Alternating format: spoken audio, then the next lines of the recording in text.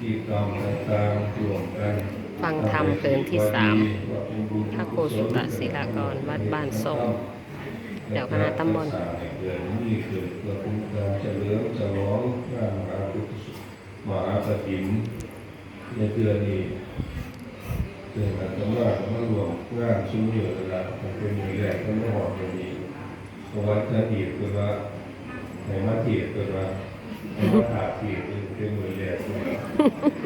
มือได้กูเตียนี่มุ่งไหนก็ว่าถ้าเป็นถีบก็ว่าเราเรียกว่าถาอยู่ผมแจ้งมือแรกนี่ก็เกี่ยวกับเตียนแล้วล่ะที่กระถิ่นแบบเกิดเป็นถอดอื่นด้วยการจัดงานเพื่อเรื่องที่ตุลาหลายถ้าถ่ายเป็นว่าถ่ายทั้ง30,000เลยที่บริเวณแต่กับพอโดนเราคนนี้เพราะว่าครูอาจารย์คนเขียนคนแสดงไปกับหลายเรื่องหลายอย่างแล้วแต่ต้องจับกับอาจารย์อีกคนใหม่แล้วว่าถ้ามันถึงเวลาก็สมควรก็ไปสอนถูกบอกเรื่องที่ได้เศร้าแต่บอกเขียนไปเรื่อยไปผมมีหมองร่องเลยเลยคำสาปคนเลยผมว่า20 กว่านาทีนี่ทีเดียวนะครับวันนี้ถือว่าพอเรื่องกระถิ่นเพราะว่ามาตั้งแต่มื้อแรกจนหมดมื้อนี้ล่ะก็จะกดดันที่ก่อนมันอะไรว่าเรื่องกระถิ่นว่าเรื่องกระถิ่นเนาะก็เลยจะบอกเรื่องยืนไปว่าอะไรดอกตรงนี้มันมีการบอกเอาเป็น2เรื่องที่บอกเกี่ยวกับกระถิ่นนะครับ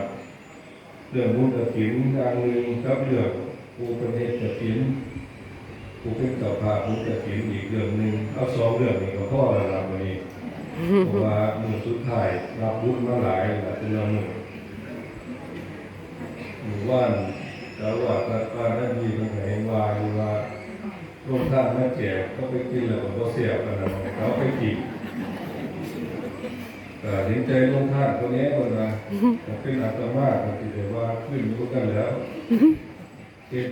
กระเป๋ามาบ่เสียกล่าวว่าเห็นเป็นลงท่านพวกกินนึงกันแล้ว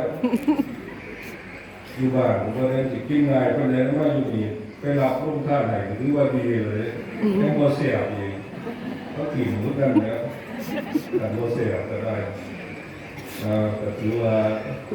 ต่างคนก็ตามว่าความหมายที่บุญกุศลเซลกันไปเรื่องบุญกฐินโดยเฉพาะประเพณีทางพุทธศาสนาบุญกฐินนี่ก็ถือว่าเป็นบุญประเพณีแต่เป็นผู้เทศน์ผู้แสดงธรรมครูบาอาจารย์แต่ว่าเป็นบุญสำคัญอันดับหนึ่งในทางพุทธศาสนาเป็นบุญสำคัญเป็นบุญอันดับหนึ่งเพราะว่าเป็นบุญที่เกี่ยวเนื่องเกี่ยวข้องทั้งญาติโยมทั้งพระเจ้าประสงค์ก็คือเป็นบุญที่ให้ผลประโยชน์แก่ทั้งพระแก่ทั้งโยมมันว่าบุญกฐินนี่มีความเป็นอันดับหนึ่งอยู่หลายอย่างเป็นต้นว่า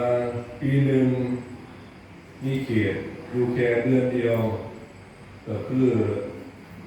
กลางเดือน11ไปปลายเดือน11ไปถึงกลางเดือน12แรมคำเดือน11ไปถึง15คำเดือน12ก็ประมาณเดือนหนึ่ง29 30มื้อพอเดือน11นี่น้ำเดือนขาดมีเรียม14คำระดับเดือน11แล้วก็เลย29มื้อแต่ปีหนึ่งต้องแยกภายในเขตนี่เท่านั้นถึงจะเป็นบุญกฐินเป็นถือว่าเป็นหนึ่งอย่างแรกก็คือปีหนึ่งมีเขตอยู่แค่เดือนเดียวในเดือนเดียวนั้นแต่แม้แต่กำหนดปฏิเหตุแล้วแต่เหตุได้ภายในมือเดียวอีกหนึ่งอย่างต่อมาก็คือต้องเหตุให้แล้วให้เสียภายในมือเดียว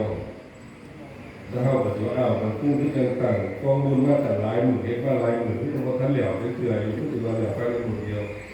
แต่ที่ว่าเหลี่ยวในมือเดียวก็คือมือที่เป็นสังฆกรรมกฐินโดยตรงก็คือหลังจากทอดแล้วถวายแก่พระสงฆ์แล้วพระสงฆ์ต้องเห็นแต่มันเรียบร้อยให้แล้วภายในมือนั้นมือเดียวเดี๋ยวไปแต่เฮ็ดไป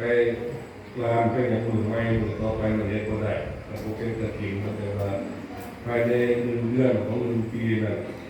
ตอนนี้มือเดียวเท่านั้นในเขตตั้งแต่เรื่องตามเรื่อง11ไปถึงคืนสิงหาคมเดือน12แต่ไม่ก็ลดเอามือได้มือนึงแต่ตอนนี้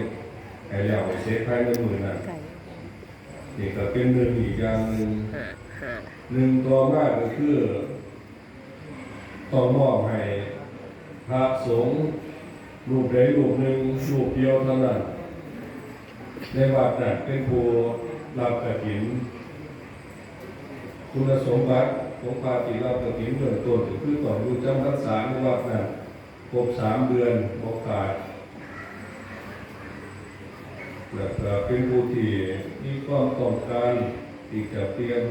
ผ้านุ่งผ้าห่มผ้าเครื่องไม้ผ้าเก่ามันขาดทั้งนั้นนั่นนี่ก็เป็นเรื่องที่พระสงฆ์มันจะตกลงจะคุยจะบอกกันเองซึ่งก็ถือว่าต้องเลือกเอารูปเดียวเป็นแต่จำพรรษาโย4 รูป5 รูป10 20 รูปเป็น100 รูปเมื่อเป็นบุญกฐินก็ต้องบอกให้แก่พระรูปใดรูปหนึ่งรูปเดียวเท่านั้นที่เพิ่นสามารถที่จะดูแลหรือว่ารักษาผ่ากฐินได้ครบเกณฑ์กฐินอันนั้นก็เป็นเรื่องที่พระต้องจะตกลงจะเบิ่งกันเองว่ารูปใดเหมาะสมบ่เหมาะสมก็คือเป็นมอบให้พระรูปเดียวรูปใดรูปหนึ่งนี่ก็เป็นหนึ่งอีกอย่างหนึ่งของบุญกฐินนอกจากมอบผ้าให้พระรูปใดรูปหนึ่งแล้วในจำนวนผ้าในจีวร3 ผืนนั่นก็ต้องเลือกเอาผืนใดผืนหนึ่งอีกมาการกฐินใต้จีวรก็คือผ้าสังฆติผ้าจีวรผ้าสบง3 ผืนนี้ก็เลือกเอาผืนใดผืนหนึ่งมาเป็นผ้ากฐินคือเป็นอีกหนึ่งอย่างเป็นอีกหนึ่งอย่างที่เกี่ยวกับความเป็นหนึ่งของบุญกฐินก็เลยถือว่าเป็นบุญที่ประกอบไปด้วยสิ่งที่เป็นอันหนึ่งอันเดียวกันเป็นที่หนึ่งในบุญทั้งหลายเนื่องจากตัวต้องการต่างๆมีหลายนี่แหละนี่ก็เป็นลักษณะของบุญกฐินที่พวกเขาทั้งหลายได้ทำกันทุกปีบางคนก็อาจจะอาจจะเข้าใจในยิ่งได้ฟังมาเรื่อยๆแต่ว่าอาจจะหลงจะลืมไปเมื่อถึงเข้าออกพรรษาเกิดมาที่ร่วมการกฐินอีกเกินเป็นการตกทั่ว